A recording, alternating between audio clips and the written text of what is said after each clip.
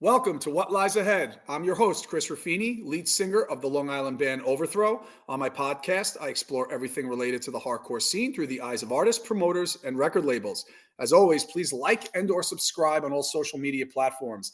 On this episode, I have J. Curtis Strickland, the host of the T&F Podcast, where he speaks with his guests about everything from pop culture to music. You could find his podcast on YouTube, Apple, and Spotify. On top of that, Jay is the creator of his own merch brand, HellsHeart, combining his passion for style with a unique perspective. He's also an actor, bringing his talents to the world of entertainment.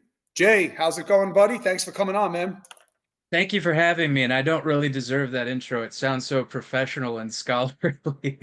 Oh, yes, you do. I, I What I love will it. I want to say thanks for having me on the show. And it's real honor and privilege to be a no jack amongst the legends. No, I appreciate what you do. And like, honestly, because I remember been watching and been a fan of your podcast for a couple of years before we connected and became friends. You had us on, you even had our first drummer on a few months ago, Dimitri. That was a great Yeah, interview. But yeah, always it loved your was. interviews. And it's not just about the music you had, like I described, you had artists on, comedians, actors, podcast, you have everybody on. And what I will credit is, and you and Sarah from the Hardcore Therapist, really, because when I first started this podcast, which has been a couple of years in the making, because it just took me forever. Finally, in mid-January, I'm like, I have to do it. I reached out to you two, and you gave a lot of good advice in terms of getting it moving. So I appreciate that. Absolutely. Yeah, but what I want to start with, like I always do, is what we're going to get into your podcast, get into the merch brand that you have, the acting, which is awesome. But let's start from the beginning. Can I can I say something first Of before we course. get started? So I watched Beverly Hills Cop 3 in preparation for this interview, and I'm about to blow your mind here. You ready? You ready for this? It sucked. Still a piece of shit. Still a So piece for of those, shit. yeah. So if anyone saw Overthrow, we did an interview and we were talking about Beverly Hills Cop 3. We'll get Three. into that a little later though. But both the Okay. movie, All right. agree. The new one's really good though. Uh, Okay. I still haven't watched it yet. Yeah. it's pretty good though, considering the fact. But let's get started with you, man. What first led you into well music and then this style of music in terms of hardcore? Do you remember your first show and where you went from there? Yeah, so I grew up for the majority of my life in central Montana in a town called Great Falls, and there's not really much of a music scene there. At least there wasn't when I grew up there. And there were a lot of transplants there. There was a local Air Force base there. And I remember my first encounter with hardcore kids was through straight edge kids. I didn't know any of these kids personally. When I went to high school, I was only a freshman, and then I moved away before my sophomore year. But I knew about them because they were from Salt Lake City and they had X's on their hands, and I didn't really get into that scene per se, but then I started listening to Rage Against the Machine, and I remember seeing the video for Bulls on Parade, and it was just mind blowing. I was like, what is this? I've never heard anything like this. This is insane. And it completely changed my whole perspective on the world and on music. And I was a fan and truthfully have been a fan ever since. I'm a little bit I don't really approve kind of some of the things that they've said and done in recent years, but that's kind of par for the course with Rage Against the Machine. Mm. I have changed as a person, and my perspective and my worldview has shifted. So I guess you could say maybe I don't identify with their you know message as much anymore. Still awesome musicians, still love them. I think they're fucking phenomenally talented, and I think that they will continue to be. But that really opened the floodgates for me with popular, music and hardcore music. And I moved to North Carolina, and I was already a weirdo. I'm a weird kid. I don't shy away from that. I like fringy things and I like things that are kind of off the beaten path. And so I was kind of an outcast in high school, and I remember going to my US history class, and there was a buddy of mine, his name's Mike. He's still a friend of mine to this day. and he was wearing all these punk rock shirts. Like he was super into MXPX and some of those bands, and we got to become friends. And he was like, "Do you want to go to some shows? You want to check this out?" And I was like, "Sure." And we started going to some of the local punk rock and hardcore shows, and then he turned me on to Stretch Armstrong, and I will always maintain that Stretch Armstrong is one of the best hardcore bands to see live. They always set it off. They are always off the hook whenever they play. And I actually got to, this was kind of the origin story of the podcast. I actually got to interview them for a high school project that I was doing on hardcore music, which was kind of cool. And Chris and David actually met me at a restaurant before one of their shows in Columbia. And I just got to talking with them. Super, super down to earth guys. They're both educators as well. They're both teachers. I don't know if they still teach, but they were history teachers, and just solid, supportive dudes. And I love their music. It's super positive, and I kind of hope they would make some new material. And I got to see a reunion show of them not too long ago, and still had it, still great. And that was another band that kind of opened the floodgates for me to be able to discover more hardcore bands. They get associated with the Christian hardcore scene because they were on Solid State Records, but they have always maintained that they were not a Christian band, and they just want to have positive and inspiring lyrics. And that really introduced me to Tooth and Nail, Solid State Records, and then from there it was Victory Records and Equal Vision and Ferret Records, Trustkill Records. And so I just really kind of went on a deep dive. And back in the day, the big thing was samplers. Like you would find a sampler, and there would be 20 bands on there, and they would typically put their best song on there. And like the Victory style, Only the Strong, and the Solid State used to do samplers, and Equal Vision and whatnot. And just I'm a collector, and I'm an appreciator of history, so I would see all these bands and listen to all these bands on these samplers, and just go back and just continue to dive into whatever material was available. And we grew up in a time where the music wasn't as accessible as it is now. You had to go to a record store and thumb through the bin in order to find some really awesome stuff. And or you would go to the thank yous of the band's albums and see, well, what bands does this band like? I remember finding so many gems in thank you lists. And first show I think we had mentioned was Stretch Armstrong. Stretch Armstrong, Sky Came Falling. Shout out to Chris, who came on the show and was on your show, and Nora. And it, Good like show. I said, just completely life-changing experience. Yeah, and then from there, like you said, you built it up and you kept going to shows and stuff. So I guess we'll kind of stay in that time frame a little bit. You actually, a young Jay started early in high school interviewing at a diner or a restaurant, the guys in Stretch Armstrong, which is cool, which kind of built from there, which we're going to obviously talk about your podcast. But let's give a little background in terms of your schooling, I guess, life after high school. So correct me if I'm wrong. There's obviously it was military experience. If it's not, obviously correct me if I'm wrong, and you could talk about that. Yeah. How did all of that come about? Well, when I was younger, it's weird because there's a weird dichotomy that exists in my head that simultaneously loves chaos and order. I don't know if there's like some sort of clinical description of that, but I love the chaoticness of hardcore. I love being able to do something, pick it up, and then put it down when I want to. But I also recognize the significance of structure and discipline.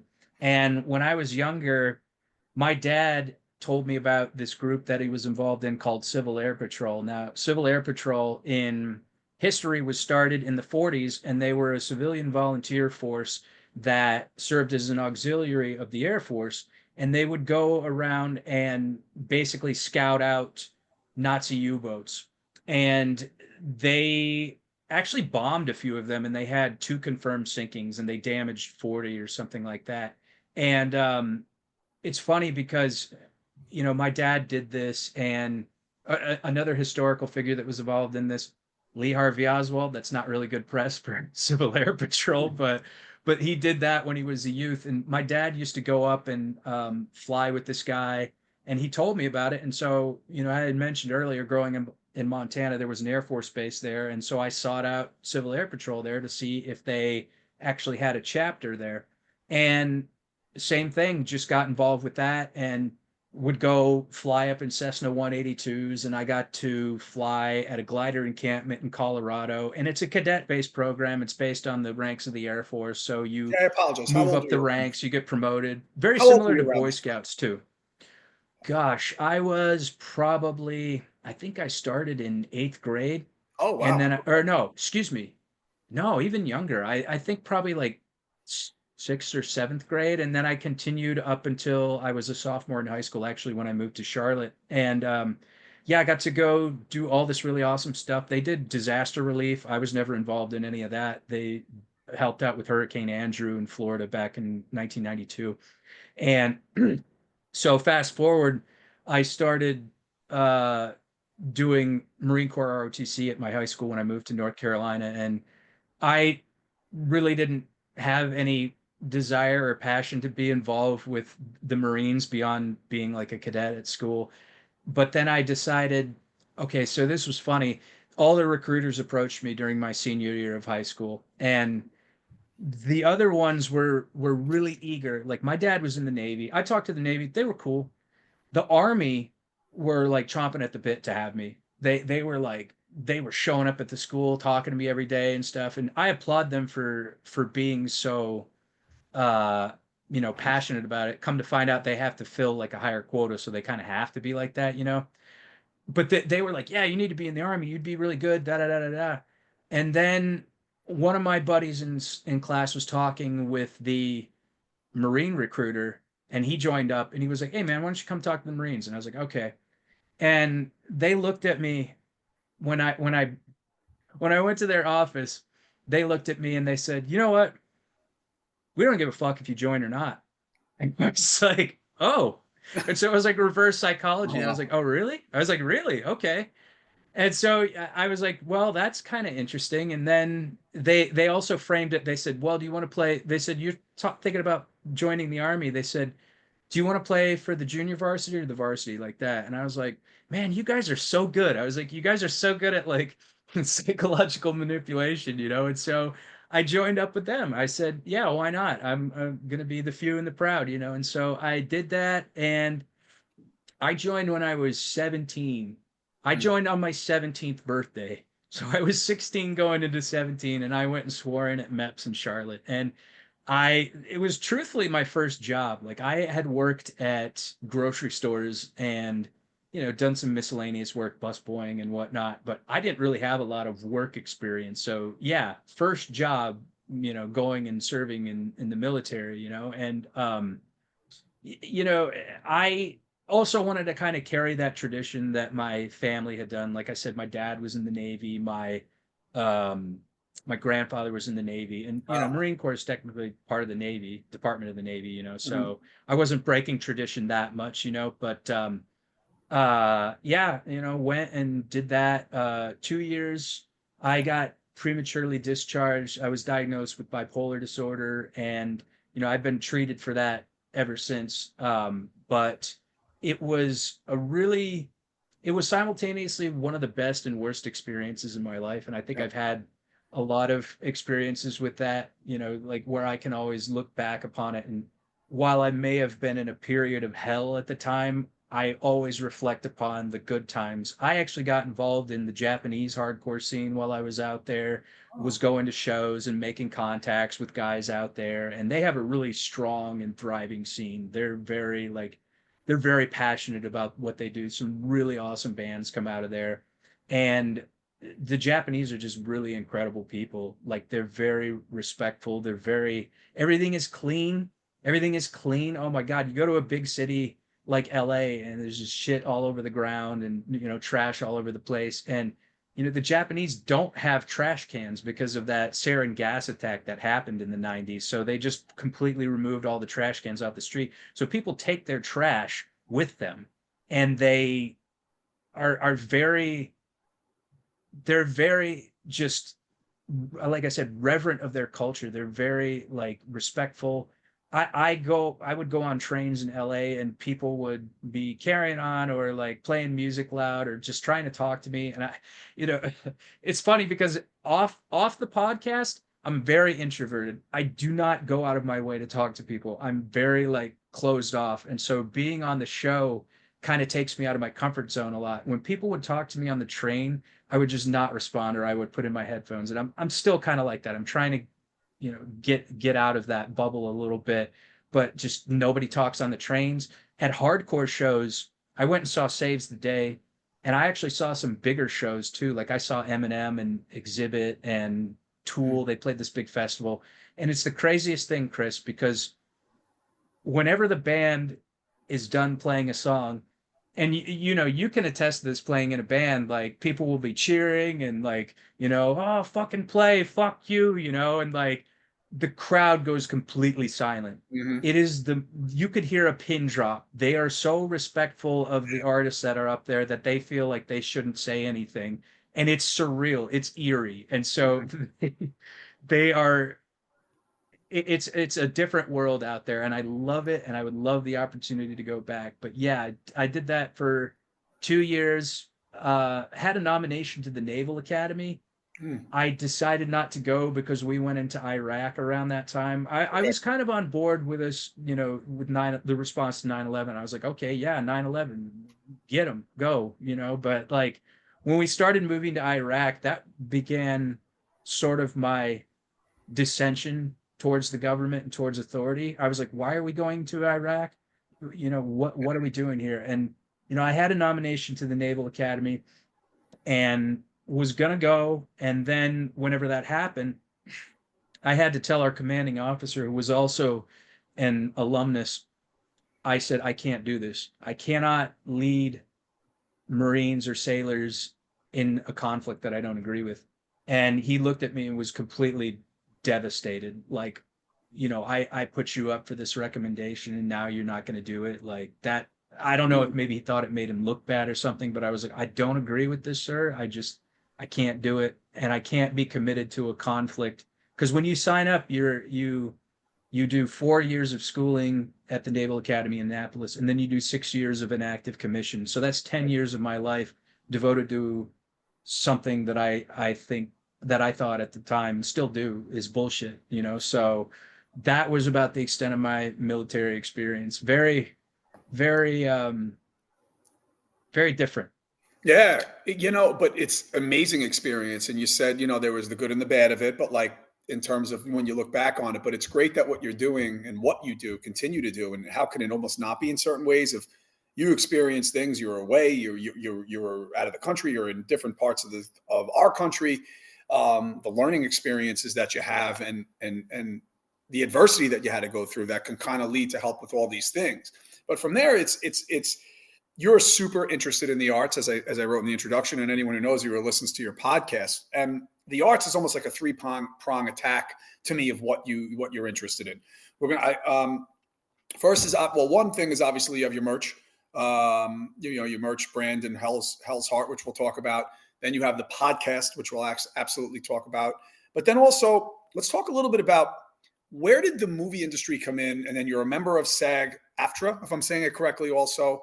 Yeah. How did that come? Is that a little bit after? Was that something you were always interested in when you were in the Navy with experience, or was that something that afterwards came out and you're like, okay, let me try this this career moving forward? No, that was actually something that I'd been doing since I was a little kid. I started performing probably when I was about 7 years old and was doing school plays, there was a, it was funny, there was a production company that came through and was looking for people to audition for a commercial, and it was for this program called Math Made Easy, and it played on Nickelodeon, TLC, and Discovery Channel, and I actually auditioned for it and I got it. And I'll show you one of these days. I'll show you the actual commercial, but I remember that my friends had saw the commercial. I was a freshman in high school at the time, and they saw the commercial and were like, they were like, dude, we saw you on TV. And I was like, oh, really? I didn't think anybody would ever see that, you know? And so it was great. And, you know, I got paid. Another reverse psychology situation. I almost didn't do it. I was very like hesitant to do it because, you know, I, I actually feared that sort of, you know, ridicule. They didn't really ridicule me, but I just didn't want that kind of like exposure at that young of an age, you know. And I told them, I was like, I don't know if I really want to do this, you know. And they were like, well, we can just find somebody else to give this $500 to. I'm like, $500. I was like, holy shit, you know. Like I'm like, again, a freshman in high school. I was like, oh man, A I lot could of buy so money. many video Right. games with this, you know. Right. And so so yeah, I did that. And then you know, continued being in school plays when I was in high school. And I actually got kicked out of high school my middle of my senior year. And I remember the drama teacher was so mad about that. Like she went and read the principal the riot act. My dad did too. He was pissed off about it because it was for some stupid bullshit. Like I dyed my hair and they were like, no, you can't do that. And like, you know, it was a crazy story. But um and then yeah, I went off to the military and just wanted to do like a complete about face, pun intended, from what I had been doing. And you know, to come to find out, that's not that uncommon with guys that were in the military because you're in such an intense environment and you're, you know, constantly, you know, you're constantly under heavy direction, you know. And so come to find out later that a lot of guys that were performers were in the military, you know, like you know, Marines, a lot of them become actors, a lot of them become writers, directors, you know, you've got Steve McQueen who was in the Marines, the director Sam Peckinpah, Ed McMahon was in the Marines, and those were big ones for me, like Johnny Carson and Ed McMahon. Johnny Carson was actually in the Navy too. Huge, huge.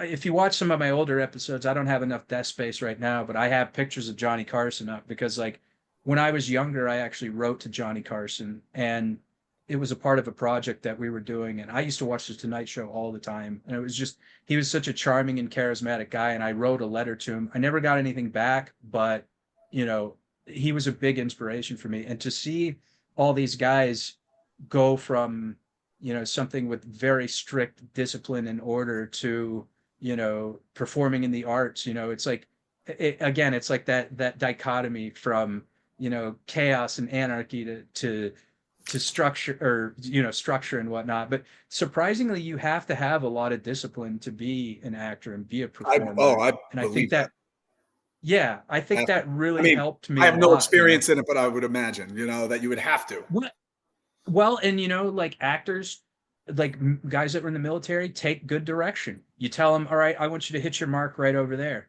or I want you to, you know, say the line like this, or you know, a good director will not tell you how to say the line. A good director will be like, you know, your wife was just killed in a horrible car accident. Consider that when you're delivering your dialogue, you know. Mm. And so with that, you know, you got Adam Driver. Adam Driver is huge right now, and like he was an infantry marine. He also got out early, Well, so I I don't didn't feel realize so that. bad about, you know. I Yeah. always, Oh yeah. I know he's doing and he's moving on to huge things and he's the show on Apple Plus. I still think of him in Step Brothers. I thought he was so amazing, you know. Am I, I don't remember him in Step oh, am I Brothers. confusing? I'm confusing someone else for him. I apologize. Yeah. So he was not in Oh, Step well, Brothers. So let's rewind. That's not true. it's funny because I actually did an interview in Hollywood and they were like, "So how do you feel about they said, you know, that it's great that you're in this tradition. You know, you look at somebody like Adam Driver and all the success that he's having." I was like, yeah, don't remind me. But you know, I think it's great. And you know, the guy, he overcame all odds to do what he's doing today. He actually went to the Juilliard Academy up in New York and was he said, I'll do whatever I need to do to get there. I'll sleep in a car. I'll dumpster dive for my food and stuff. And I'm like, that's that adapt and overcome mentality from the military. It's like you'll do whatever you need to do to get the fucking job done, you know? Yeah. And like he deserves every success that he's had, you know. And when He's I awesome. found And out I'm that he was gonna confusing be Kylo Ren, Adam Driver, who's an amazing actor for The other one that I thought was in Step Brothers. So yeah, so that's Oh, completely incorrect on Chris's part. y- yeah. What When other when projects were you in? what's that? What other projects, like, or commercials, or that you've been in? You know, it almost shames. I almost shame myself, like when I say that I'm an actor, because I haven't really done anything like significant. Like I've done a lot of you know, featured players and background stuff. But I did a lot of independent films when I was in Hollywood with my friend Nero Nava. He used to be like a PA for Prince whenever Prince was Oh, alive, and so he started doing all this independent filmmaking, and that was when I really felt like I had a chance to shine. Like he always cast me as the leads and his stuff, and he was very influenced by Federico Fellini and like Antonioni and all these like Italian new wave directors. And that's kind of the stuff I'm more drawn to anyway. Like I would love to be in like a big budget action movie, but I think people really get their chance to exercise their acting chops whenever they're put in some of these smaller character driven pieces. I had mentioned I went to the Stella Adler Academy, which was where like Marlon Brando and Patrick Stewart went there, and all these. Steve McQueen, I think, went there for a little while. All these just names, like people that I have looked up to and been inspired by, and that I think are great performers. God, I'm trying to think like if there's anything really. Oh, there's a show I did, Outcast, which is Robert Kirkman. He does Walking Dead, yeah. and they were filming down here in South Carolina and Georgia for a while. And I remember that I just did normal background on the show, and they're like, we're looking for people to actually audition for a part. And so I went up there, and this is funny, Chris, because they had me in the lobby, and the assistant director, he was this Austrian guy. He said, "All right, come in here," and he goes, "All right, what I want you to do is I want you to pretend like you're possessed by a demon, and that's what you're gonna do, and then we're gonna start rolling the camera." And I was like, "All right, I think I got it." And then he said, "All right, and action." And I just start thrashing around in the chair and like screaming and stuff. And he goes, "Whoa, whoa, whoa, whoa, whoa, whoa, stop!" And he goes, "You fucking nailed it, buddy." He was like, "You got it." And I was like, "Yeah," That's And awesome. so I Mm. got to do that. And yeah, I got to work with a director. Her name was Trisha Brock. She'd done some episodes for Knots Landing and Twin Peaks and like all these other great shows that I like. And it was a really great experience. I actually got to see the premiere of it. Like I was living in South Carolina at the time, and then I ended up going to LA and seeing the premiere on the big screen at Hollywood Forever Cemetery. So that blew my mind. I was like, never in a million years. I never thought I would ever go to Hollywood. Like I did just, it was always on my mind. It was always something that I had wanted to do, but never thought that it would ever be a reality. And it's like, have you ever read Think and Grow Rich? No. It's a book by Napoleon Hill. Like the Bad Brains talk about it a lot. And, it's all about positive mental attitude and just reinforcing that, like basically you're allowed to make a plan for yourself, and you give yourself a certain day that you want to see your plan succeed. And that can be monetarily, that it's generally monetarily, but that can be anything. And you constantly reinforce your goals in your mind, and you sit there and you say, well, I want to earn $20 million by this date.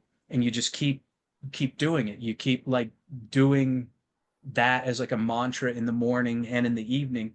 And I 2 weeks, within 2 weeks of doing that, I was in LA, and I was like, this is crazy to me. Yeah. I cannot believe this. And so, like I said, got to see that on the big screen and got to do a bunch of other indie projects. And here's the thing too. We live in the day and age where you make your own work. Like we have the technology, we have the capacity to be able to do it on our own. And there were all these kids that I went to school with that were like, well, nobody's casting me, nobody's doing that. Fuck that. Go out there, get a camera, even if it's just a camera phone. Get out there, do your own stuff, and make it happen. And that was something that hardcore had kind of helped reinforce in me, that whole DIY thing, where you're just like, fuck it. Like a record label's not going to probably like what I'm putting out, like Elektra or Atlantic or whatever. So go out there, record your own demo and just do it, and like that to me, I think it's more fun too. I mean, I've been on film sets before, like bigger productions, but I like, really being able to get into the grit of it with the actors and the, friends, essentially like friends. And I one thing I will mention is I've started to make the transition into voice acting. Like I joined the union, right? And that was a goal of mine since I was a kid. I joined the union, and Jay Ost from Ambitions and With Honor was actually on my show, and he is an author and science fiction and horror, and he's a good one. You should actually look into having him on your show. He was turned me on to this program that Amazon does called ACX, where you go on and you narrate audiobooks for people, and so I've kind of started dipping my toe in that, and so yeah, a lot of stuff. Nothing like huge. Oh shit! Here's one I just remembered. I auditioned for Mission Impossible as Tom Cruise's body double. Apart I from forgot that one. Mission his body Impossible. double. I think it was Rogue Nation. Yeah. Okay. They had. Dude, this was the fucking worst.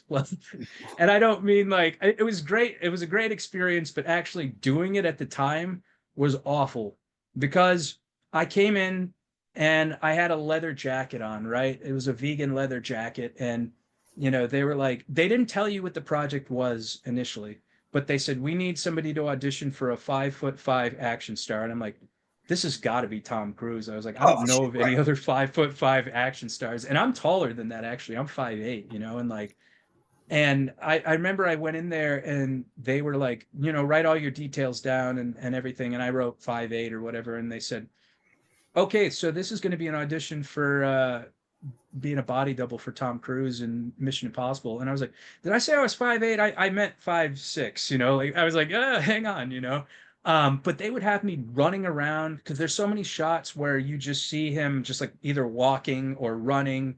And so that would have been me. They would have thrown a wig on me and I would just run or do whatever, and You've been running a lot. He um runs a lot in those movies. a lot. And Oh, to be truthful, to this day, Chris, I've never seen any of them. Never. oh, And I had never seen one at that point, and so I'm sitting here like I had to like visualize the trailers in my head and remember like okay, I know he has a very distinct run, and so I'm sitting there trying to emulate that in my audition, and here I am running my ass off, and I'm like in this heavy leather coat and fucking sweating and just like, oh my God. And like, even the casting director were laughing at me by the end of it. They were like, this fucking guy, like, holy shit, So yeah, that's probably the biggest audition I ever had while I was there, but mostly independent films. that's awesome, man. A lot of great experiences, and like I said, with the arts, you explore different areas of it, right? So the next thing is obviously, and you kind of talked about a little with your podcast. So let's get into that because what led you to starting a podcast? So you start early, like I said earlier. You said earlier on, and we kind of touched on it. You interviewed Stretch Armstrong in high school. Was that something you always sat and like, because you like, you said like I'm kind of the same way. It's like I enjoy having these conversations with people on podcasts, but typically when I'm out, I'm not really running around speaking to everybody. Not typically, right? But Mhm. you like talking to people. You like engaging with people. You like having conversation with people regarding music, acting. You kind of bring everything in that you do within the podcast. So, what led you to start T&F Podcast? It's interesting because it actually started as a political reactionary channel. Like I got real into a lot of the stuff that was going on in the collective ether of the whole red pill community. And living in a big city, I used to have a completely different political perspective when I lived there, but when you actually live amongst a lot of kind of crazy policies and whatnot, you're kind of like why do they do this, or why does homelessness exist, or why is such easy access to drugs and things like that. And so really kind of caused me to shift my perspective, and I started doing these videos that were political in nature. And that is like a death sentence in Hollywood. That is like you are severely limiting what kind of work you'll get, if you'll get work at all. And my fellow students at the Stella Adler Academy almost just completely shunned me. Like I was wearing a scarlet letter where they were just like, fuck this guy, don't talk to him, don't do anything with him. Like this hive mind mentality, like the fucking Borg or something. And very a very interesting time in my life. And I went with that for a little while. And then I started having people from bands on, people that kind of aligned with my worldviews. Like I was very, I didn't want to initially talk to the other side, like, or I did, but I didn't think they would be open to it. So I stopped doing the political videos and just really kind of focused on the band interviews. That was kind of at the encouragement of my dad. He was like, I think you should just do those. And I'm like, I think you're right. And so I kind of just ran with that. And I really like talking to people. I really like hearing their stories. Like with hardcore, I had mentioned earlier, I'm a bit of a historian and I really like, I really like learning about where it all started and, where, you know, what lies ahead. Like I really like being able to get to know people's stories and what they how they first experienced hardcore or whatever. Like I had somebody Tani McClure who did the soundtrack to Terminator, and that's like one of my favorite soundtracks ever. And so I really just I have a problem with connection too. Like I'm very, like I mentioned, very introverted. And so this I think has really helped to improve my communication skills. And it really allows me to kind of dive deep into the person's what makes them tick type situation. Like I love talking about albums and stuff and like, recordings and what have you, but I always really want to know like what do you like when you're not a musician? Like what do you do? Like what's a day in the life of you like, and to be able to archive that and put that out there like a zine almost, like to be Yeah. able to have that as like a historical time capsule, so to speak. And yeah, just been running with it ever since. And been able to interview some of the greats in hardcore and yourself and Anthony. And it's been a real blessing, like to get to know you guys and to and whenever you and like again Jay Reason, I was listening to your episode with him earlier. Whenever you guys had come and said like we're a big fan of your show, like man, I felt that like that really kind of hit me in the heartstrings because it's like you know, you always want to feel like you do something that matters. Like I'm going to do whatever I do anyway, but when there's people that actually have praise and appreciation for it and that are like, "Oh, I'm a fan," like that means so much, like and so being able to hear that from some of the greats in hardcore, people that I looked up to and really respected, that was mind-blowing. That was just like that makes it all worth it to me. Nah, it's awesome, man. You put a great show together. It's also professionally done. It's done very well professionally. Like I even said to you when I was talking to you, it's almost like when I was on there, I felt like I was on ESPN with like with it running with all the information, like almost like the scores running on the bottom. It was like amazing. Yeah, Yeah, yeah. yeah. When I was talking to you about this, I'm like, I don't. The fact that I have a laptop to record, that's just like that's just the best I can But get. I dude, do want to eventually get there with what you're doing. I love that because it's whenever I heard your first episode, I was like, man, you fucking like really like came together with that like sound setup. And you had mentioned that like you just do like a remastering program, and I was yeah. like, you can't even tell these days. Like I had a conversation with my friends last night about AI and audio and stuff like that, and like there was a new. My buddy was like, check this out. He was like, this is a new Oasis song, but it's not actually a new Oasis song. It's put together by AI, and I listened to it. Sounds like a fucking Oasis song. I was It's like, this crazy, is right? crazy. It's And so crazy. like the level that we're at technologically, like Yeah. hell, man, maybe save the money and don't buy a microphone. So how do you go about getting your guests and grabbing them? Because I would say four, at least four a month you have, right? You typically are on Sundays and then you have others because you go live on YouTube and now you're on all streaming platforms or the big ones like the Spotify, Apples, and all that kind of stuff. Even though I'm an Amazon guy, I have Spotify, but I'm an Amazon guy that nobody is. Uh, but your YouTube, you're live. How do you go about getting your guests? It's interesting because I just learned about Amazon, so I'm gonna have to start uploading my stuff there. But uh Well, initially it was I would just reach out to them, and then from there it was sort of like a domino effect. Like I would have one person, and then sometimes they would say, "Oh, you should get this person on," and then I'd be like, "Oh yeah, I like that album, or I like that band. I'm gonna have that band on," you know. And so I just kept going at it, and for the longest time, it was just me. Like I would just reach out to people, and Yeah. then eventually, when I got to know some other people, they would reach out to people for me. Like shout out Layla from Concrete Ties. Like she's been amazing, like at getting me like some awesome guests. Chubby Fresh, One Life Crew, he's got me some amazing guests. Yourself, having Dimitri on the show, that was really awesome, and so I think that's what's so great about hardcore is we've always kind of got each other's backs, like we're really, we want to see people succeed and strive, so we do the best that we can to be able to accommodate that and just really, kind of um make it happen. And here recently, I'm a big fan of Predator. I love the movie Predator, and I wanted to have Bill Duke on my show. I still do.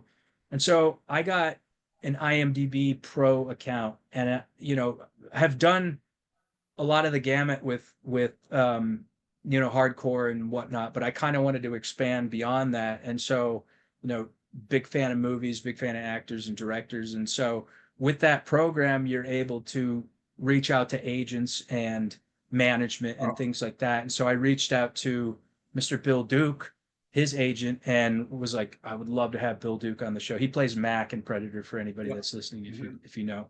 Directed the movie Deep Cover, one of my favorite movies. But he was not, I don't know if he was not able or not willing to do it, which is fine. It's fine. I'm okay with that.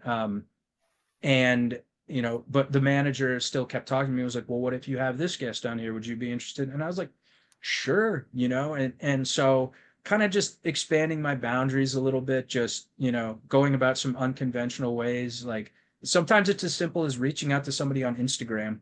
Like I've been surprised so many times. I'm like, they'll never say anything, they'll never respond, and then they respond. I'm like, oh shit, all right, here we go, let's do it. And so um you know friends reaching out to people.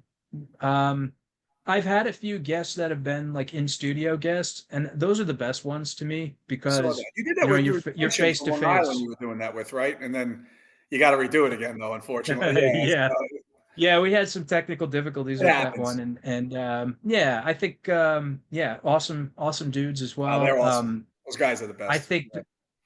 yeah, I think that we'll eventually my plan is to just be able to do it like that. Just like, I mean, this is a long-term goal. I had it kind of going when I was in LA, and I wish I'd been able to continue that, but I've had to kind of,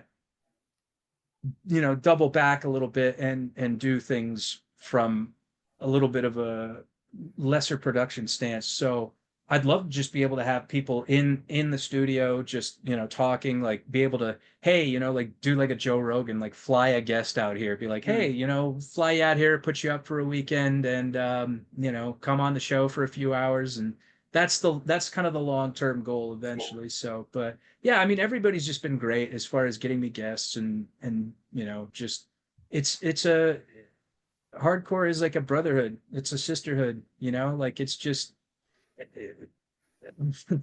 one thing is like it's been shifting geographically too. Like I'll have one person on from like Connecticut or Florida or New York, and then it just kind of like, okay, well, why don't you get this person? Why do and then it's like, so the regions have, it's almost like a weather map, like the regions have been like like a something like that. Yeah, and that's how it expands. So when you have like different guests on, it's not always musicians, and you just describe some guests that you have on. You like to kind of get everything within pop culture and art and music and everything. So do you have and you kind of hit on this a little bit about 10 minutes ago, we were talking about it, but do you have a structure in the conversation that you like to have? And then obviously sometimes there's discussion and then you adjust with what's going on. Or there's just ever been conversations going in, you knew what you were going to start with, and you were like, okay, whatever they say, and then we'll kind of just navigate from there in terms of how we'll go. There's a few basic questions that I usually do in the show, but I kind of like to riff. Like I'm meeting you for the first time. Like Yeah. that's and essentially with most of the guests, I am meeting them for the first time. And so I almost want it to flow organically and, go from there. But I do try to have a select few questions that I go in with. Um, yeah, I guess, kind of riffing and just doing it just off the cuff. And to me, that also improves my skills as a communicator because I can do it and just kind of react to what's being said and relate it to my own life experiences, which I do a lot. I don't want it to be, to where like I'm interviewing for a job or something like that. Like I love to be able to just um yeah, kind of let it flow and just be kind of in the moment type things. Yeah, I'd say that's probably the best assessment. And Yeah. you do that, and it's great that you do that. And like even just being on the other end with you when we were on Anthony and I a year ago, it felt like that. It just felt like a conversation. I forgot we were even being recorded, to be honest with you. Yeah. So, Yeah, yeah. which was cool. It was Yeah. it So was great by the way, and you guys are coming back, so that's gonna be a good time. sure. We're looking forward to that too. My next question is like, because you have the podcast. Here's the third prong of art, right? That you have. You have Hell's Heart, which is a sick, cool merch company that you have. That you do a lot of Thank different you. things. You merge like movies and art, and we're definitely doing that shirt for Overthrow. Awesome. No, we're Yeah. doing it. We're doing it. We're just waiting for our Cool. release to finally come out. But we're definitely doing that shirt. So how did that start around the same time as the T&F, or that was the T&F podcast, or that was just completely different, or are you just something you always wanted to do? How did that come about? Well, I'd always wanted to do a merchandising company, and I just didn't have the financial resources or the know-how to do it. And I I had mentioned this in previous podcasts. I got hit by a car when I was in Hollywood. I was leaving. This is kind of a cool story. I was leaving Quentin Tarantino's movie theater and got struck by a moving vehicle when I was crossing the street, and got a pretty big accident settlement out of that. So I decided to divert some of my funds But into thankfully you're creating a okay and business. everything, of course, because that, geez. Nah, truthfully, I wish I'd have gone. Like, I'd done a lot at that point to where I was like, if it's one of those come to God moments where you're just like, oh shit, I thought when I saw the car coming, I was like, I'm gonna die. I was like, I'm gonna die. And then when I thought about it, I Wow. was like, I'm gonna die like this. I was like, this is a bitch ass way to go out. I was like, come on, I was like, come on, God, come on, And so, um, but yeah, I got a pretty sizable accident settlement from that, and just aside from ladies of the night and partying and things like that, I decided to make some smart investments and do a merchandising wing. And I've What always year was loved this when around? bands do Yeah, I've always loved when bands do the mock shirts, like with when bands will do, to speak of Sky Came Falling, whenever Sky Came Falling had that Heineken mock shirt, that thing was so awesome. That That thing thing was was great, and super cool. yeah, yeah, I remember just thinking, I wish I had my own brand. I wish I had my own line, and it was the podcast came first. The podcast started in 2020, 2020 or 2021. It was late of I think 2020. And then no, yeah, maybe. I don't know. But about 4 years now, a Yeah. little over 4 years. And yeah, just decided I wanted to do shirts, and I love whenever, I love movie shirts too. Like there's a store in Hollywood called Amoeba Music, and I would go down there and buy movie T-shirts and things like that. And so I said I want to be able to do this on my own, and receive some tutelage from some people who were running businesses like that. Went out and bought a heat press, and got a bunch of shirts in bulk, and just decided, hey, I want to do this, and you know it's been really great because I have a really talented artist that works for me. His name's Justin Campbell. He's in this band, Violent Life, Violent Death. Those are some good guys you should definitely have on one of these days too. They're really, they are the best band in Charlotte right now. They are the top tier hardcore band, and that's not just me saying that because I'm friends with them, but like a lot of other bands have come forward and being like, these guys own, and they do. Like musically, they're so gifted, and I got to direct a music video for them, which was a real treat. But Justin is a really talented artist, and I'll throw him an idea and I'll be like, hey, I want to do a shirt like this. What do you think? And he's like, okay, yeah, I'm down, you know? And like I say, I want to do a movie shirt from, we've got one from Aliens. Oh, wait, yeah, okay, I could say it. Disney, don't listen to this. Don't sue me. I'm trying to sell out of those shirts. So, because when I did the shirts, they weren't a Disney product at the time, but Disney is notoriously litigious. They will come after your ass. And so I'm trying to sell out of those shirts. So, but I wanted to do like an alien shirt. And so I was like, hey, let's do an alien shirt. And I will throw Justin an idea. And he comes back with something that's like completely 100% better than what I would conceive. And he's got the gift, the ability to draw it. I don't have that. I wish I did.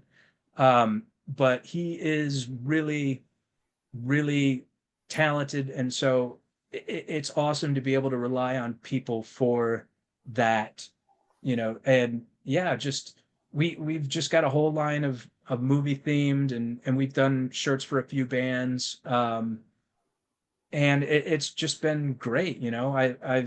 I'm trying to make it my main gig. You know, here's the thing too, like as an artist, you almost have to be multifaceted in some regards, unless you're really good at one thing and that's your moneymaker. But with me, I've had to kind of, you know, go and do this and go and do this and go and do this, because it's almost all supplemental income. As far as when you're in Hollywood, you'll meet people that do different things. Like, you know, people are typically Uber drivers there. That's very common there, or just doing just gig work and other things to make it up. And I'm like, if I can do this with all creative endeavors and things that I like, you know, within the artistic realm, that's gonna really make my life easy, and make, you know, I'll be happy doing what I want to do, you know, not having to punch a clock or, you know, go to some Mickey Mouse job or anything. Not to say that there's anything wrong with that, because, you know, you do what you have to do to make it work, you know. And like, don't ever quit, you know, don't quit your day job, as they say, you know, unless you can really fall back on something. So I'm hoping to get it into like full gear, like, because it's still kind of like a side project, you know. Like it's still, you know, I sell a little bit here and there. We did a shirt for Zayo, the band Zayo. It was an Event Horizon Zayo shirt, and that sold really well. And, you know, just trying to be able to do that as much as I can, and just, you know, continue to release stuff that we think people will like. Yeah, I'm excited to collaborate on that with you. You know, we have some cool, a Yeah, cool yeah. idea.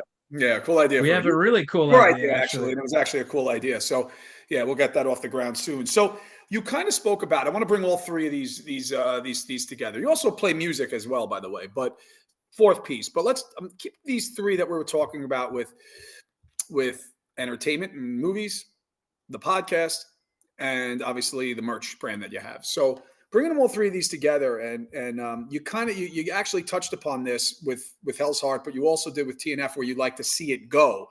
But let's kind of we kind of talk a little about that. Jump ahead. First, I'm going to have you jump ahead. Then the last question, I'm going to have you go back in time a little bit. Let's jump ahead, Jay, 5 years from now. Okay. 5 years, let's say I'm still doing this podcast. We're having another discussion. Where do you absolutely want to see all three of these platforms that you do, and where you would love them to be? Well, with T&F Podcast, I hope to continue doing it.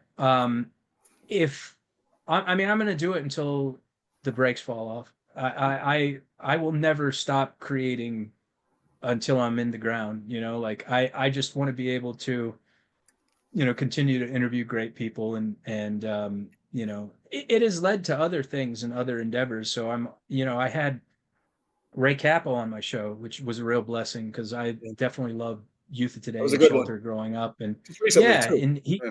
yeah, not too long ago. And the one thing we could touch on too is, spirituality. Like I'm a practitioner of Hare Krishna, and that has saved my life. I would not be alive if I did not meditate and did not try to delve into the Vedas a little bit. And Ray actually got to talk to him a little bit after the show, and he's hosting a yoga retreat. And so I'm going to go and do that and become a certified yoga instructor. So Great. it's crazy the path that you end up taking from something that you may not have thought amounted to anything. Like just being able to communicate, and like he'll text me like every day now. It's so weird. Like I'm like, oh, hey, what's up, Ray? How you doing? And like he turned me on to doing this training, and so I'm going to go do that at the beginning of next year, and It's really awesome. excited to do that. And um I'd like to be able to do in addition to that, because I'm kind of a scumbag. Like I'm not the best person in the world. Like I attribute um a lot of my success, limited success, extremely limited success, um to my faith and to being a practitioner of that. And eventually what I would like to do is host some sort of, I guess you could say, spiritual podcast to where I just talk about things like that, and maybe continue to do the two contiguously if they don't conflict with each other, because I've had to dial back like T&F significantly. Like T&F used to have a completely different name. Like I've had adult film stars model my stuff, and like as I'm getting older, I'm just like, do I need to be involved in all this? Do I, like I don't know that that's going to be like a priority for me anymore. So really wanting to do something like that. And I even thought about turning the show over to somebody else at one point. I was strongly considering that. And that may be a possibility in the future, like pass the torch type thing, like, like a Johnny Carson to Jay Leno or something like that. It's not out of the realm of possibility, but I love doing it. So I'll do it until, I feel like somebody comes around and is just like, really, really kind of on fire and wants to do it, or I'll continue to do it. There's no telling, and I wouldn't even mind if somebody had approached me and was like, hey, we want you to host this show as like part of a bigger network. I would love to do that. I would love to be able to, do this as like a full-time career and like a hosting gig or something like that. So, those are all distinct possibilities. With Hell's Heart, I love doing it. I would, I wouldn't mind building the brand up and selling it, to be truthful, and Mm. then maybe even Right. doing something completely different. Like I've got it's a imprint called 10th Canto, to where it is like devoted to Krishna conscious yogi wear and stuff. And we actually do band mocks on there. Like we did a Misfits one, we did a Descendants one, we did a Dead Kennedys one, and but I would really love to be able to just do, you know, pictures of Krishna and pictures of whatnot, and like, being in the yoga world, to be able to, kind of market to like that kind of crowd, like you know, people that go to like yoga classes and things like that. I think that would be kind of the direction that we would want to go as far as that's concerned. But and the other one, like movies and things like that, or like Yeah. acting and Hmm. yeah. So I mean, it's always been my dream to do video games. I would love to be able to be a character in a video game, voice video games and cartoons and audiobooks. I'm not so inclined to do like the camera work anymore, like being myself, like being an actual actor, but like being able to be behind this microphone and just, like create a character in my head and run with that. And like I want to, I'd like to say that I want to have kids someday. I'm kind of old at this point now, so that prospect is becoming slimmer and slimmer. So, but even if it's just to like inspire some other kids, like there was there was this voice actor that you always heard. You heard him in everything. Transformers. They had a Ghostbusters cartoon, Ninja Turtles. His name was Frank Welker, and this guy is amazing. Like he can do just about any voice, and like so awesome. Mark Hamill was another one. Mark Hamill from Star Wars. You know, like once he got involved in his accident, like because if you remember back in the day, he was like a teen heartthrob. You know, he was on like every magazine, and then he got involved in a horrible wreck when he was actually filming Star Wars, Yeah, it and was Empire Strikes Back, disfigured right? his. Yeah, Yeah, yeah. and they Well, built I think it was in. all scarred up into that Yeah, scene when they were on the in the beginning of the movie. Actually, yeah, right. They had to, take an account that he did get in the accident. That's why they had him get hit by the womp at the beginning of the episode to say, "Oh yeah, you got a big scar on your face now." Like kind of like what they did with Indiana Jones whenever, because Harrison Ford's got that Mhm. scar on his chin, and in Last Crusade when he has River Phoenix like hit the bullwhip and then he like hits himself on the face. So, but Mark Hamill, big voice actor, Joker, things like that. Yeah, I mean, a lot of really inspirational voice talent out there, and I want to be able to, lend my abilities to that. And shit, I would love to do that. Again, as if any of these could potentially be a full-time gig, and I would be happy with that. Or they could Right. all just be, you know, side gigs, and I'd be happy with that too. I just really love the creative process, and I love to be able to, continue to just keep doing that. I failed to mention that one of the things that we're doing with Hell's Heart is we are penning a comic book, and we've already kind of broke ground for that. We've got some of the concept art for the characters. I had a comedian on my show. His name was Dees Casillas. He's doing comic books. He's got a book called Kill Stan, which is really cool. And so he really kind of inspired me to do a book of my own, which is weird because I wasn't a big comic reader growing up. Like I just never, I don't want to say I didn't connect with it, but I was reading books, like I was reading like actual books. And so comic books to me, like, I don't know, they seemed like they were kind of like kiddie, even though I liked all that stuff. Like, but as ironically, as I've gotten older, I've understood the value of like storytelling within the graphic novel, and I've really kind of connected with that, and like can kind of identify with a lot of those characters that are in those stories. And like, Batman was huge for me growing up. I didn't Yeah, really read a lot of the Batman cartoons, but I loved Michael Keaton's '89 Batman, and it's a great movie.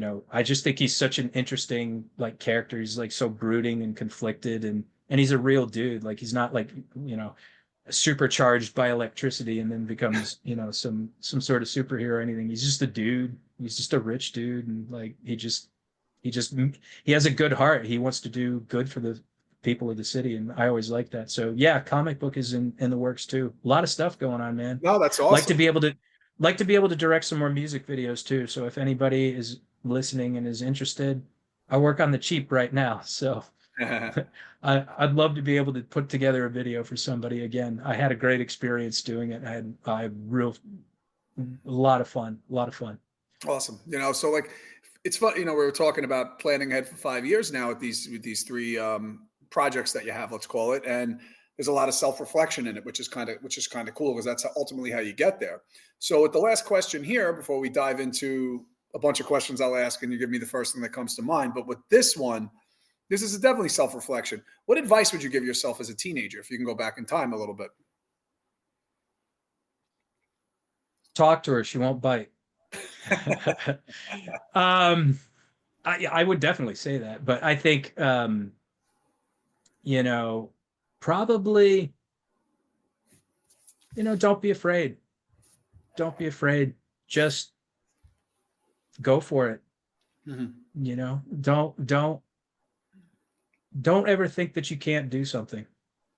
My dad has a phrase, can't never did nothing, and when you say you can't do something, you immediately put yourself in a position where you're not going to do it. I have a buddy that wants to do other things, but he always torpedoes himself and he always shoots his ideas down. And it's always one of those, this sounds kind of cliche, but it's like, if you can dream it, you can do it. So dream it and then do it. Like uh, Martin Luther King said, just take the first step. It doesn't have to be the whole staircase, but just take that first step and you'll get there. Like, I think that's a really inspiring quote. Bruce Lee said something to the effect of, um, I'm gonna butcher this, but like, just make a little advancement on your path every day, just a little bit, even if it's one thing. And I have a very like, it's very like, when I was younger, even still now, I would kind of just pour all my energies into one thing, and I wouldn't go outside or like, take a shower or things like that. That's how much of a nerd I am. Like, I would just, if I was super like hyper fixated on something, I would just be all about that one thing. But now, and I would feel bad if I didn't accomplish it. I would feel like defeated almost. And so with what I do now is I'll do a little bit of one thing per day. Like, I'll probably go back. I've been remastering all the older episodes for like people that Yeah, you were didn't have telling me that. You microphones, were telling or me that a little yeah, while people ago. that didn't have microphones. And Like I'll me. do like an episode or maybe two a day. Well, I'll tell you what, man, like, you actually, when I heard that technology was available, I was like, oh, yeah, I can go back and do this with all my old stuff and just Yeah.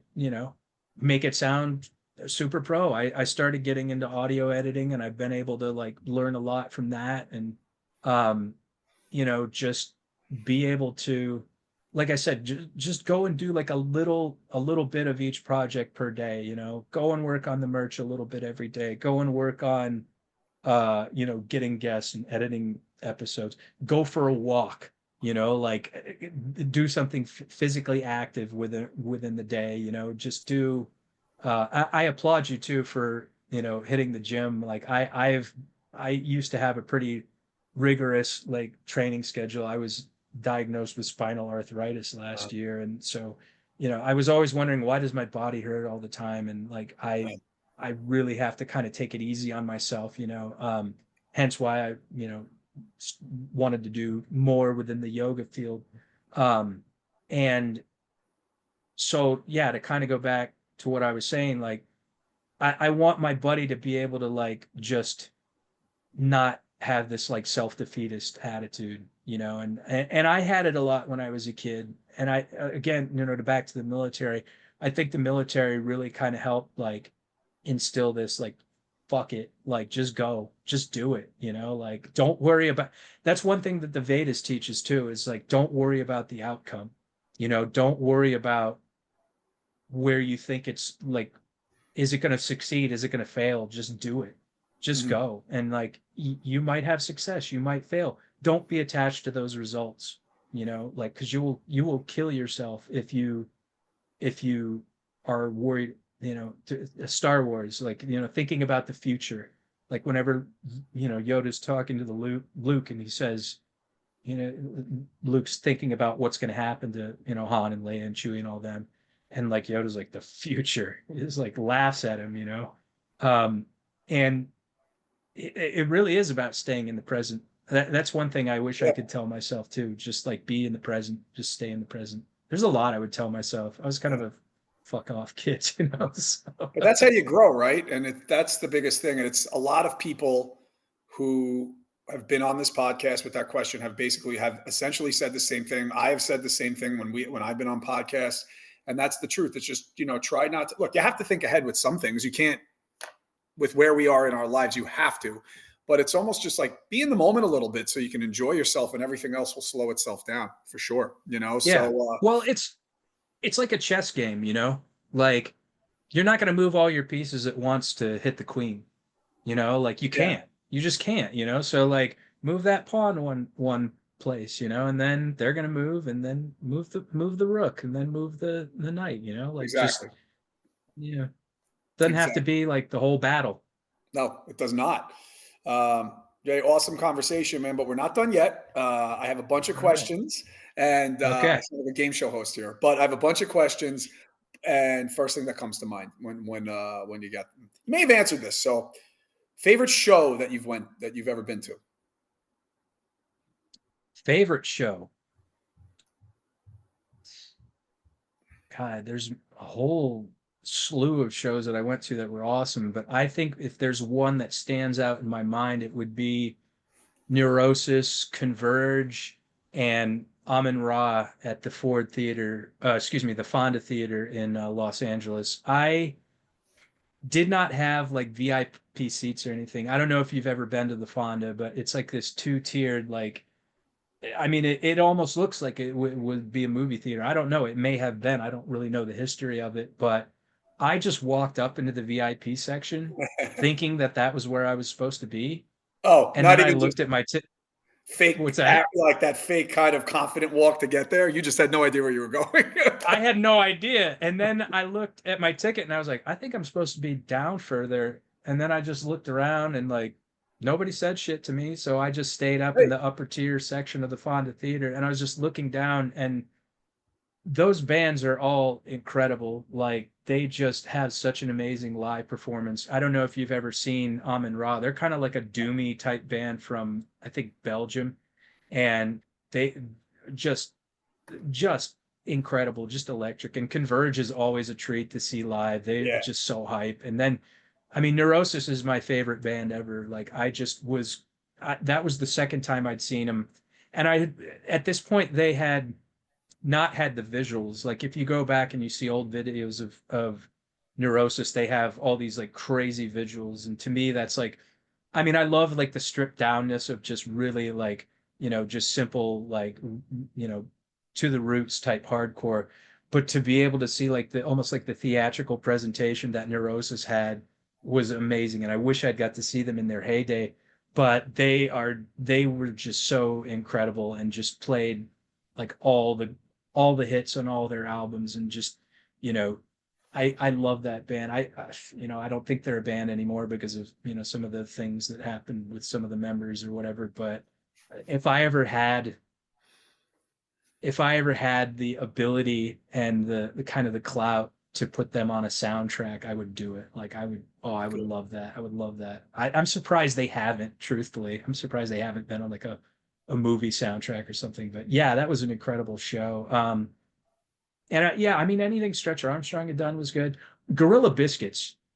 Gorilla Biscuits is one of the best live bands They're I've ever amazing. seen, So hands they're down. so good. Oh, They they always were get so better. It's amazing. amazing. They get better as the years go. Like I saw them last year. They were incredible. And they Yeah. played at the right time. I needed to see something uplifting, positive, and it was just so good.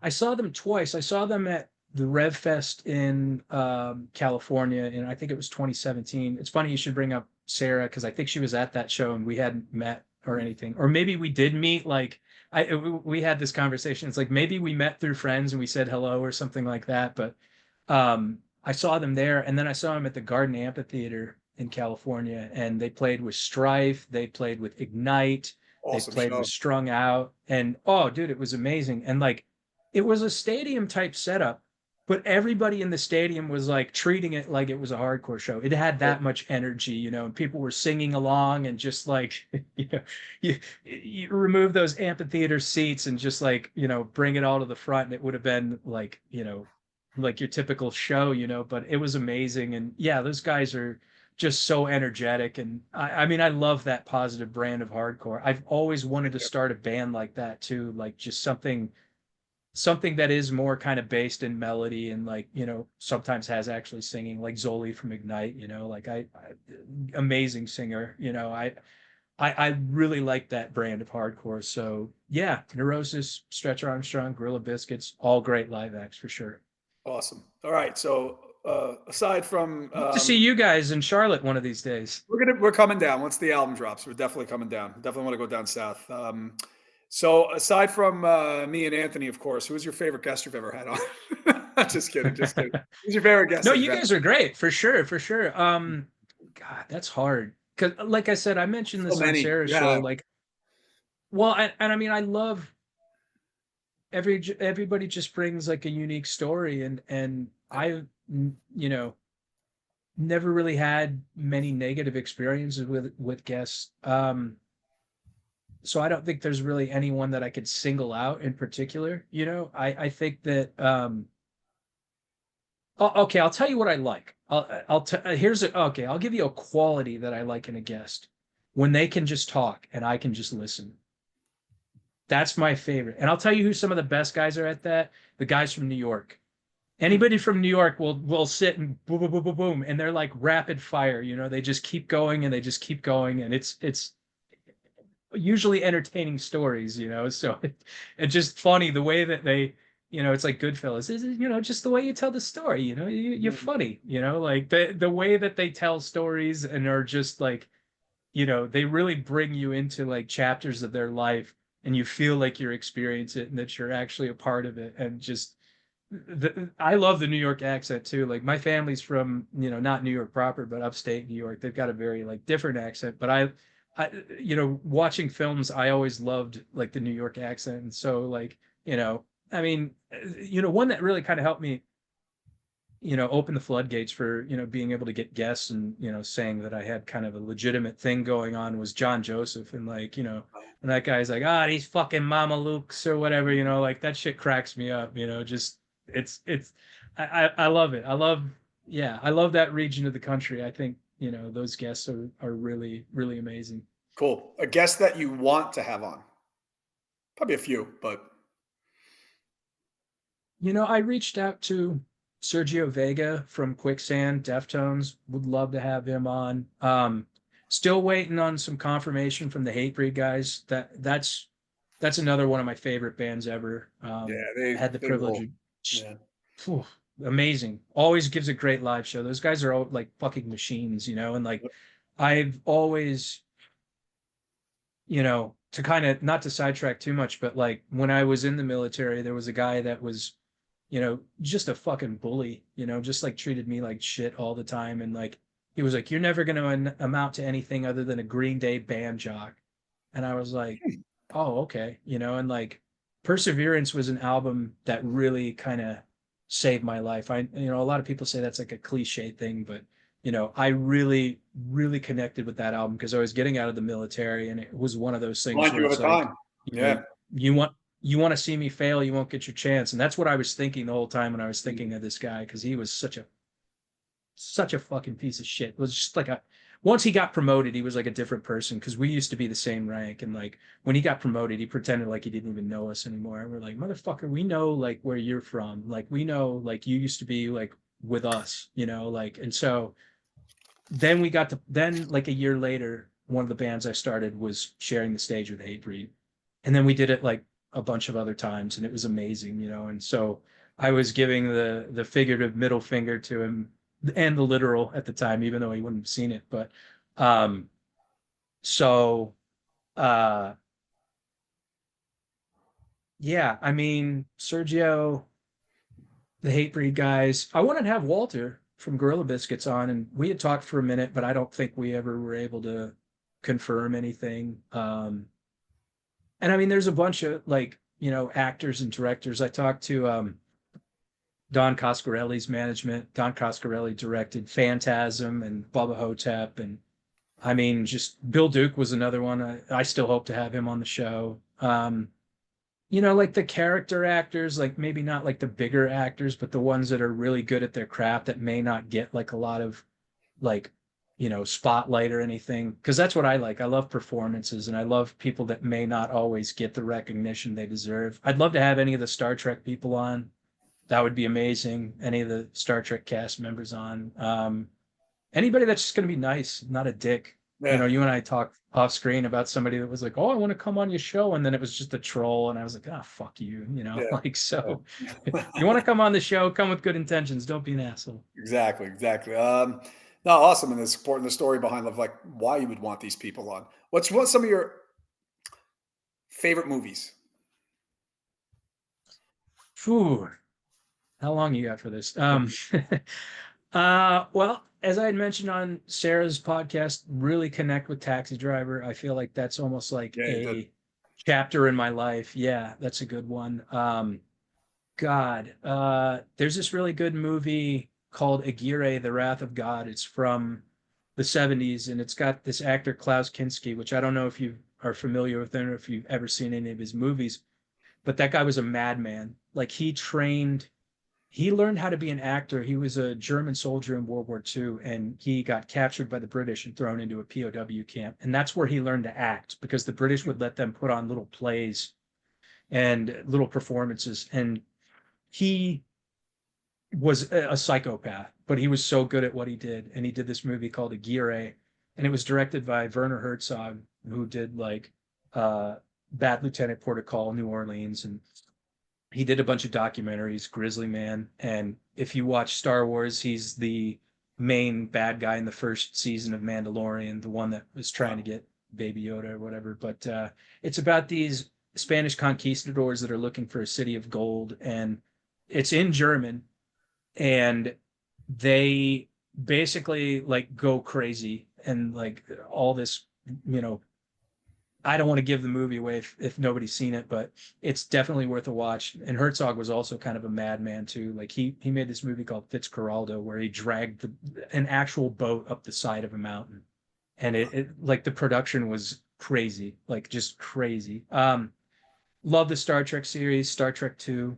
That's why I named the company HellsHeart, because Ricardo Montalban, who's an absolute fucking boss, says, "From Hell's Heart I stab at thee. For hate's sake I spit my last breath at thee," which is from Moby Dick. It's so fucking awesome. And let me give you two more, because I don't want to give you too many. I love the Naked Gun series. Yes. I'm actually really happy to see that they're doing that I'm remake. I was intrigued, and I skeptical at like that they first, but connected it. Looks like they connected it with Liam Neeson being, I guess, I don't know how the age works itself out in the movie timeline, but he's Frank Drebin's son, so it actually looks pretty cool. I So think it's I'm looking appropriate, because forward I to that. think I like Liam Neeson's Neeson. I think probably in he's good. his 60s now or something. Yeah, So I don't know how Leslie Nielsen would be if he was still alive. But yeah, I was skeptical. I was like, I don't know. I don't know. And then I watched it. I'm like, okay, I'm gonna go see that's this, what you it. know. Yeah, Yeah, and I'm I glad love it is those a like movies a are great. yeah, I'm glad it's a continuation of the series Yes, rather than a reboot, you know. So yeah, any like slapstick humor, any like of that deadpan humor, like that Leslie Nielsen was so adept at doing. And he's the you best know, at it. again, people falling down and like, you know, shit like that, shit that's kind of like, you know, lowbrow. I love lowbrow comedy. Let me give you one more. One more. The Good, the Bad, and the Ugly. Hmm. Whoa, masterpiece. It's like watching a painting, you know, like just every frame is purposeful. Every action, every bit of dialogue has something underneath it. The performances are great. Eli Wallach steals the show. I mean, everybody's great in it. Clint Eastwood's great. Lee Van Cleef is great. But yeah, Eli Wallach is an absolute beast in that movie. He's not even Mexican. He's Jewish, but you think he's Mexican. You don't even know he's Jewish until I mean, unless you're familiar with him already, you don't even know that he's Jewish until you like do some research on him. And the guy's just class, you know, brings his A game. He's so amazing. But and yeah, I'm a big fan of the Beverly Hills Cop series too. So Besides three. Three is yeah. awful. It is a bad movie. A couple more here, man. So, hosting your All right. podcast or creating merch?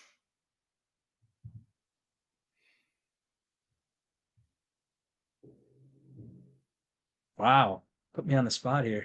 I I said I don't know wouldn't that do I that, could but with this one, it's yeah. I don't know that I could decide between the two, because I think they kind of work in tandem at this point.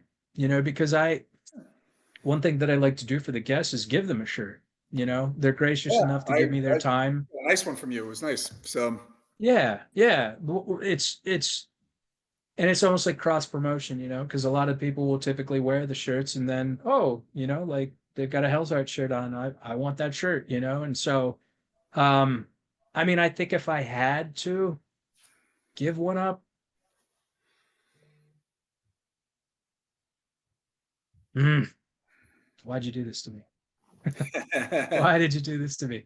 Well, like I'd mentioned, there's the possibility that I could sell it in the future. If I built it up enough and I got it running and I got a good price on it, if somebody was like, I want to buy your equipment and all your, you know, all your art and all that stuff, I would do it, you know, if the price was right, you know. Yeah. I would say that probably. Cool. Last one, buddy. A band or artist that you like that may surprise people. Band or artist I like that may surprise people. Ooh. Band or artist I like that may surprise people.